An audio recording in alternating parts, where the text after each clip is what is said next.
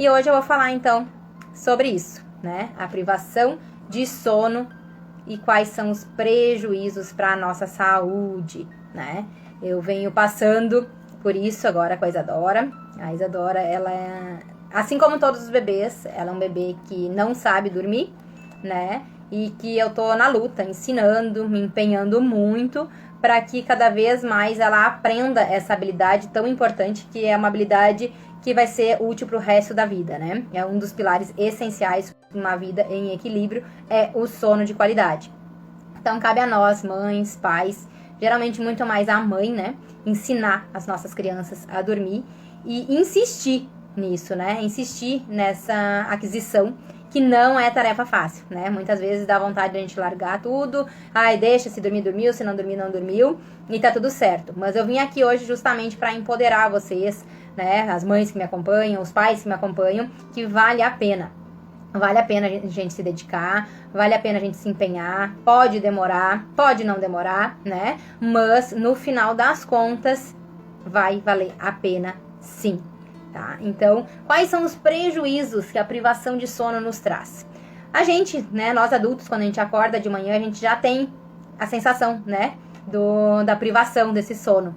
Quais são os malefícios que ele nos traz, né? Quando a gente acorda cansado de manhã, a gente já sabe que a gente está indisposto, que a gente está chateado, está irritado, a irritabilidade está lá em cima, mau humor, várias coisas, né? Que vem, só no acordar a gente já percebe que causou muitas coisas ruins para o nosso organismo, né? A gente fica super chateado, super irritado, de mau humor e, em consequência disso, a gente não consegue ter o tempo de qualidade, um tempo dedicado para os nossos filhos, para nossa família, para a gente mesmo, né? A gente não consegue se dedicar porque a gente está exausta, a gente está cansada, né? A gente está se atirando pelos cantos, dormindo pelos cantos. Então, só aí a gente já percebe todo o prejuízo que a privação de sono traz. Mas esse é o visível, né? Qual é o prejuízo que a privação de sono traz para nós adultos também, mas principalmente para os nossos filhos, para as nossas crianças, né? E uma coisa muito interessante e muito, muito, muito preocupante é que a falta de sono, né, ela tá muito, é o mesmo sintoma do déficit de atenção e da hiperatividade. Então, se tu chegar com uma criança no médico que tá super, né, que tá na escola lá e não tem atenção, tem o déficit de atenção, não consegue aprender, ou é hiperativo, que não para nunca, e esse médico não perguntar como que tá o sono dessa criança, a probabilidade, né, de ele medicar essa criança com um remédio, né, é grande.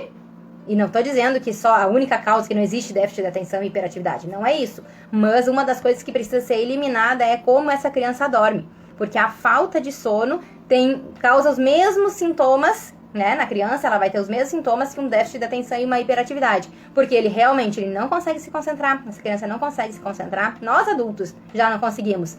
Né? A gente não consegue ficar muito tempo concentrado quando a gente está com sono, quando a gente está cansado, quando a gente não dormiu o suficiente. Então, ele não vai conseguir se concentrar, ele vai ficar muito mais irritado, né? Ele vai brigar, ele vai fazer muito mais birra, porque ele está cansado, o emocional dele está abalado, e na maioria das vezes a gente nem se liga que é porque ele não dormiu o tempo suficiente que ele precisa. E a gente sabe que as crianças precisam de muito mais horas de sono do que nós. Né? Os bebezinhos, os recém-nascidos, chegam a precisar quase de 20 horas de sono, né? Eles nem aguentam ficar acordados. Conforme vai crescendo, vai diminuindo esse tempo, né? Mas a maioria das crianças precisam até 12 horas de sono, né? No total, com soneca, com sono noturno ou só sono noturno. E quando a gente não oferece isso para os nossos filhos, nós não estamos oferecendo o benefício de dormir, que é um presente que Deus nos deu. Deus nos deu o presente de dormir. Então, a gente precisa aproveitar esse presente e ensinar os nossos filhos, se dedicar a isso. Só que dá trabalho, dá muito trabalho. E a vontade é de desistir. Só que quando a gente para, e por isso que eu vou repetir isso aqui, por isso que eu quis vir falar sobre isso nessa live, quando a gente para e pensa que a desistência nossa, né, de ficar empenhado nesse sono de qualidade, vai acarretar lá na frente, lá no futuro, tantas coisas ruins para os nossos filhos, a gente para e pensa, opa, vale a pena todo o desgaste. E por que eu tô falando isso aqui para vocês? Porque a Isadora tá com 4 meses, né, quase 5 já, até os 2 meses dela, o sono noturno foi um sucesso. Vocês me acompanham aqui, vocês sabem que as sonecas dela geralmente eram curtas, são curtas, né? Teve lá no começo sonecas de 20 minutos, que nem era soneca, na verdade, né? Consegui, arrumando uma coisa, arrumando outra, ruído branco, escurinho, ninho, né? Fui colocando um monte de coisa, consegui chegar a fazer raramente sonecas de 2 horas, mas o padrão de sono dela não é esse, né? Inclusive, estou escutando, ela dormiu 40 minutos, né? Agora, de meio-dia ela dormiu 10, meio-dia acordou meio-dia e meia. Quando eu entrei na live, eu escutei que ela acordou, deu os 40 minutos. Eu brinco que ela é o reloginho do Paraguai, né? 40 minutos não precisa nem de botar despertador, que a Isadora já acorda. Quando ela se passa, né? Às vezes ela faz 1h20, hoje de manhã ela fez 1h20, ela faz 1h40, faz 2 horas, mas não é o padrão dela. O padrão dela são sonecas curtas e ela acorda muito bem. Muito bem, obrigada, né? Mas eu sei da necessidade dela, então, ter uma noite de sono bem dormida, porque ela precisa de muitas horas ainda. Então, eu sei o quanto ela precisa. E até os 2 meses de idade, mais ou menos, eu acho que, né? A gente que é mãe, a gente sabe que a gente vai esquecendo, esquece muito fácil, muito rápido de tudo isso, porque cada dia é uma nova demanda, uma nova aquisição, né? Mas, se eu não me engano, até os 2 meses, um pouquinho antes ali, a Isadora dormia 9 horas diretas de noite, né? Então, realmente, eu achei que ela fosse do mesmo, que ela ia vir do mesmo padrão da Vitória. Que a Vitória sempre foi muito dorminhoca e continua sendo. Ela dorme 12 horas e meia de noite. Claro que não faz mais soneca. Tem sono, não quer fazer soneca mais porque ela é grande, né? Mas se botar ela dormir, ela dorme. Mas a Isadora, então, eu achei que ia ser no mesmo nível da Vitória. E não me empenhei a fazer o que eu voltei a fazer agora. Ontem eu voltei a fazer, que é ensiná-la a dormir sozinha.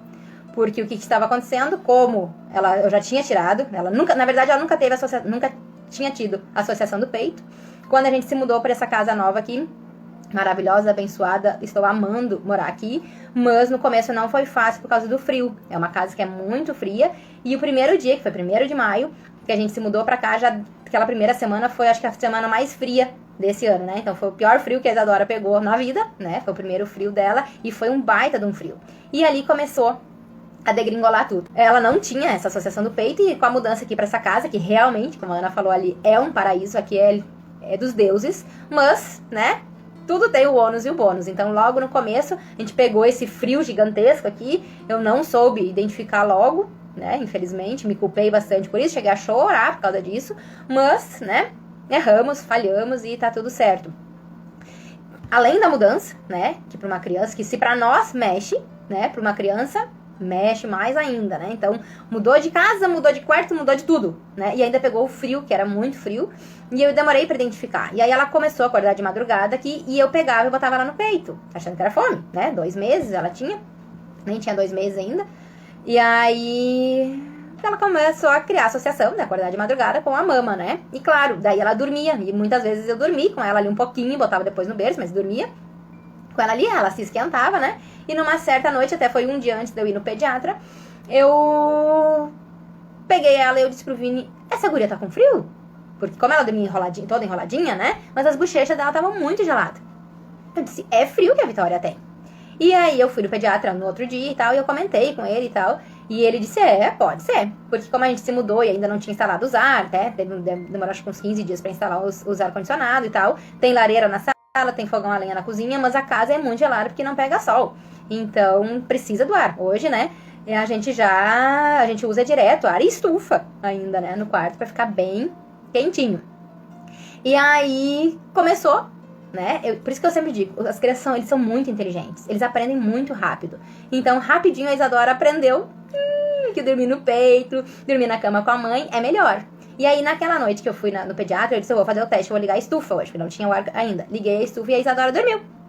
Só que dormiu naquela noite e nas outras começou a acordar de novo, enfim. Então, eu estou na luta de botá-la acordada no berço. Eu já até fiz uma live aqui pra vocês de como fazer o bebê dormir a noite inteira, sono noturno, não me lembro o nome, que ela tinha 45 dias e fazia 3 dias que ela estava dormindo já no berço. Não me perguntem aonde eu me perdi, porque eu não me lembro. E é assim, a maternidade é assim, cada dia é uma conquista, às vezes a gente conquista algo e logo a gente perde e nem percebe como. Eu sei que, porque logo a gente se mudou também, então deve ter sido nessa função aí.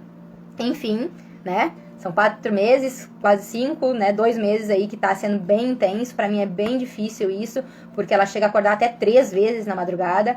E eu não estava acostumada com isso, né? Nem com a Vitória, nem com ela, na verdade, né? Então, estou na luta de novo e eu disse pro Vini, Enquanto eu tiver força e estudo e amparo emocional, eu não desisto e eu não vou desistir, porque eu sei disso. Eu sei o que a privação de sono pode trazer para uma criança, né? A falta do sono é importantíssima ela dormir. Então eu sei todos os malefícios. E muitas vezes eu sou julgada, sou criticada, mas eu volto a dizer que é sempre em prol, pelo bem das minhas filhas, né? Pelo bem da minha família. Ai, que tu é muito regrada. Ai, que tem que ser mais liberal. Ai, que só dorme essa criança. Eu respeito os horários, a janela de sono dela, o tempo acordado dela. Agora que ela tá maiorzinha, ela consegue ficar até 1h30 acordada bem. Ela fica 2, fica, mas fica chorando, né? Então, pra que eu vou deixar ela passar se eu estudo e sei que tudo isso faz mal pra uma criança, né?